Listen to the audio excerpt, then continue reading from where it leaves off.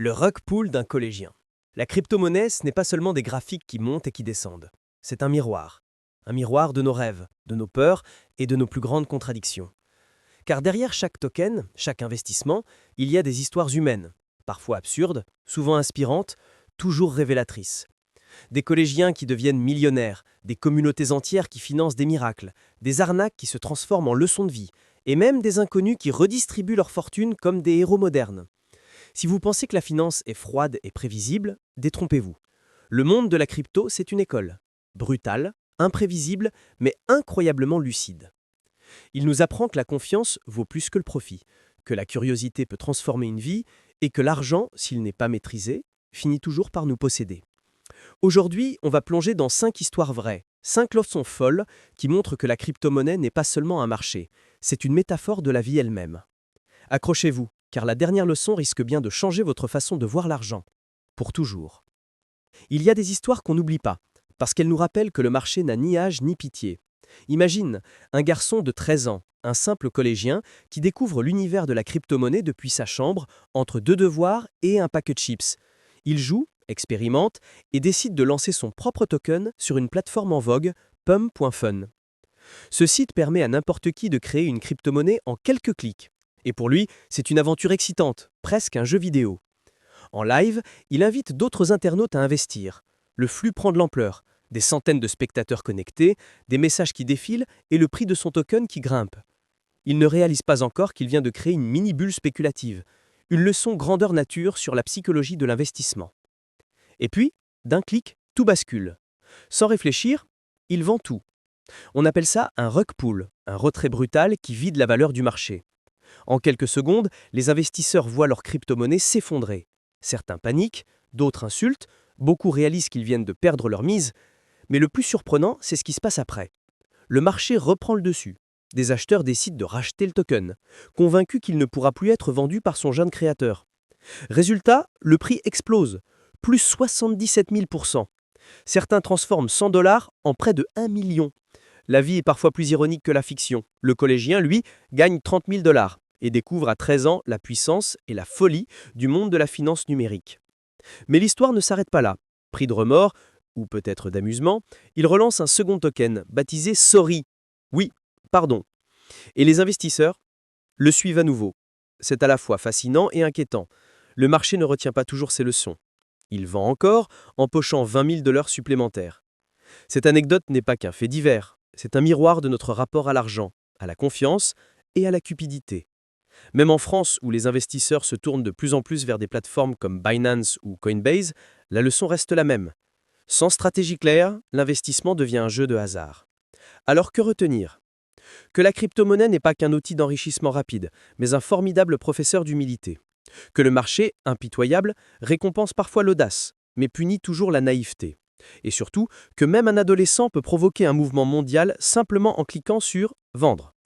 La finance, aujourd'hui, se démocratise à une vitesse folle. Encore faut-il savoir s'y préparer, comprendre les mécanismes et protéger son capital.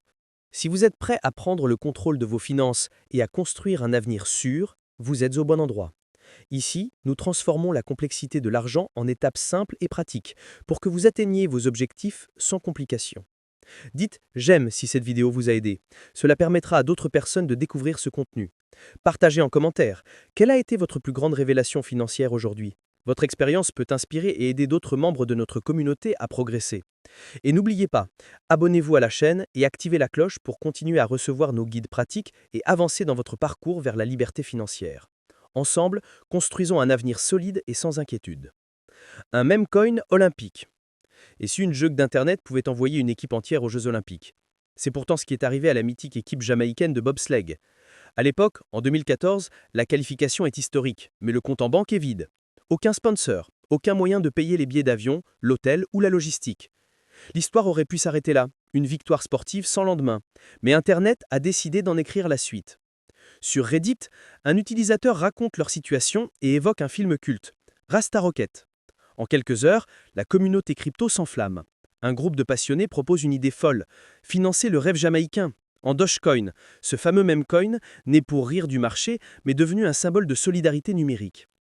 La magie de la crypto-monnaie opère, les dons affluent, le wallet de l'équipe se remplit de tokens et en quelques jours, plus de 30 000 $ sont réunis. L'impossible devient réalité. Les athlètes prennent l'avion, direction Sochi. Ce n'est pas un conte, c'est une preuve que l'investissement peut aussi servir de levier humain. Des milliers d'anonymes ont misé non pas sur un gain, mais sur une cause. Cette levée de fonds, couverte par CNN et NBC, a marqué les esprits. La finance décentralisée pouvait être joyeuse, communautaire et profondément humaine. Le marché, d'habitude cynique, a montré un visage inattendu, celui de la solidarité. En France, cette histoire a inspiré toute une génération d'investisseurs curieux.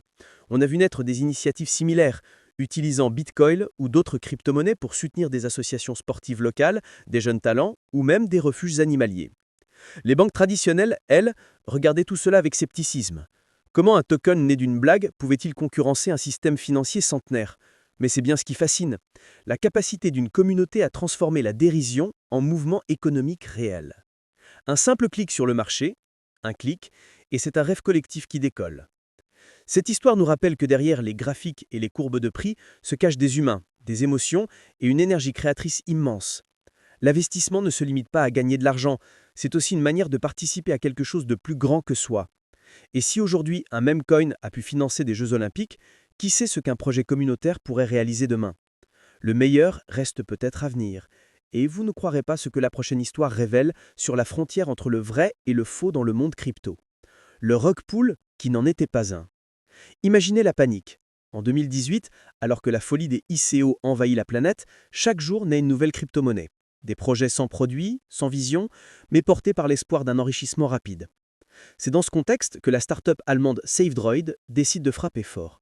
Leur idée, un coup de communication génial sur le papier, désastreux dans les faits.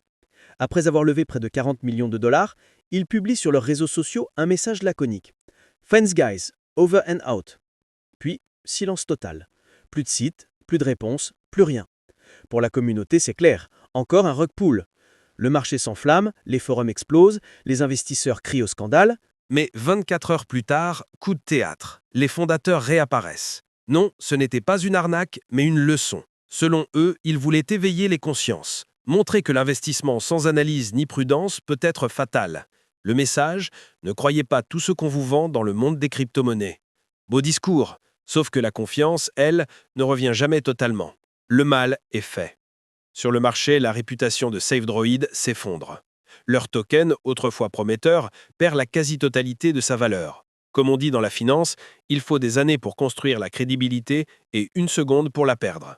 Cet épisode a laissé une trace durable. En France aussi, il a fait réfléchir. Les investisseurs, de plus en plus nombreux à se lancer dans la crypto-monnaie via Binance ou Bitpanda, ont compris qu'un beau site ne remplace pas une vraie stratégie.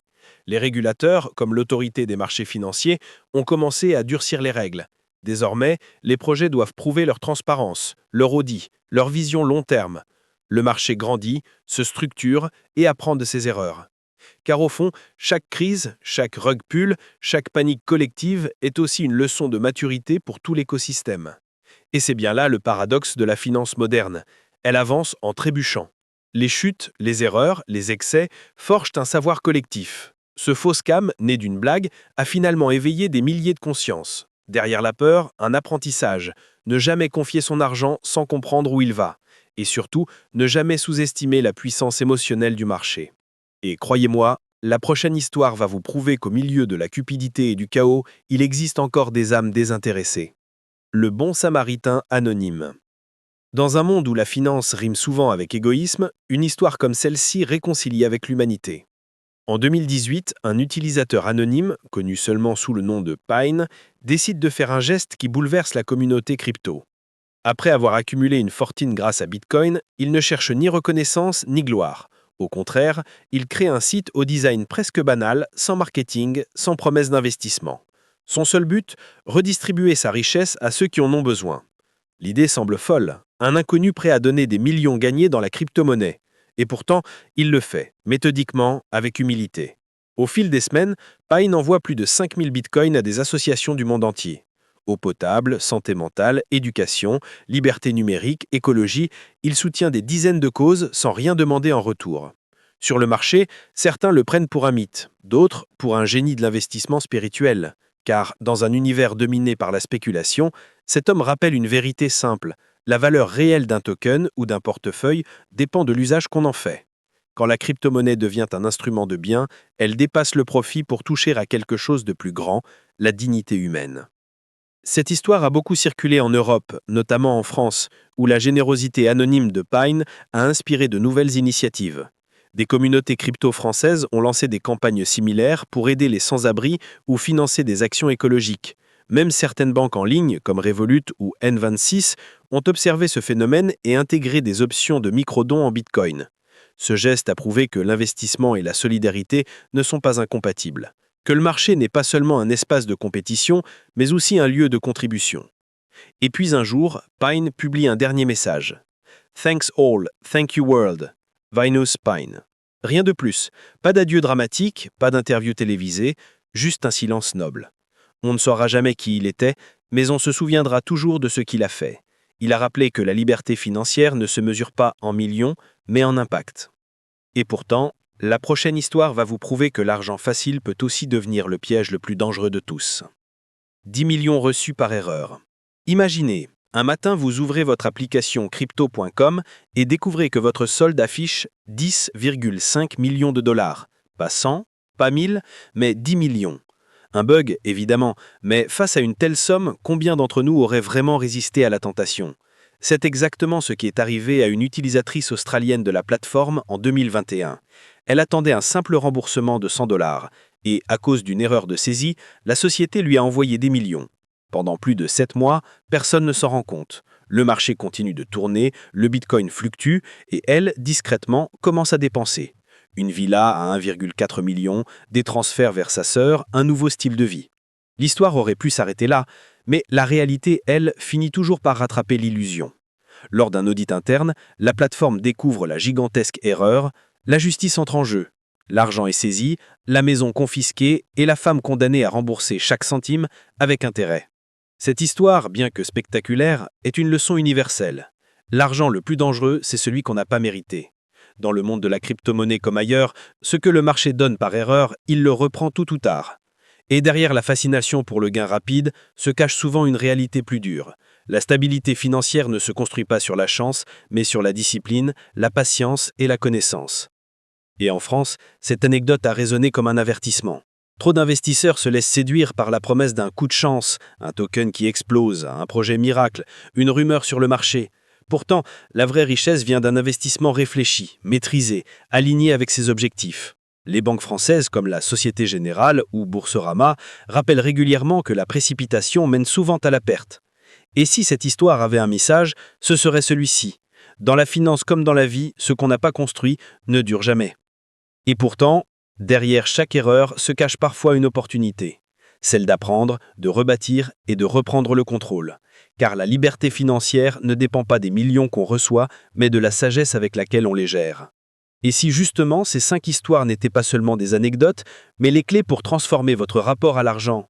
Ce que ces histoires nous rappellent, c'est que la crypto-monnaie n'est pas qu'une question de gain ou de perte, c'est une école de vie. Chaque transaction, chaque investissement, chaque erreur nous apprend quelque chose sur nous-mêmes, notre patience, notre confiance, notre rapport à la peur et à la liberté.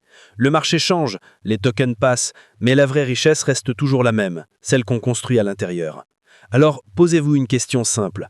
Que feriez-vous si demain vous gagnez tout ou si vous perdiez tout? Seriez-vous prêt? La clé n'est pas dans la chance, ni dans le timing parfait, mais dans la connaissance et la discipline. Et ça, aucune volatilité ne peut vous l'enlever. Alors, si vous avez appris quelque chose aujourd'hui, partagez cette vidéo à quelqu'un qui en a besoin. Dites-moi en commentaire quelle de ces 5 leçons vous a le plus marqué, celle du collégien, du donateur anonyme ou celle des 10 millions tombés du ciel. Et surtout, n'oubliez pas de vous abonner. Ici, on ne parle pas seulement d'argent, on parle de liberté, d'équilibre et de ce que la vie nous apprend à travers nos erreurs financières. Car au fond, comprendre la crypto, c'est peut-être déjà commencer à comprendre la vie.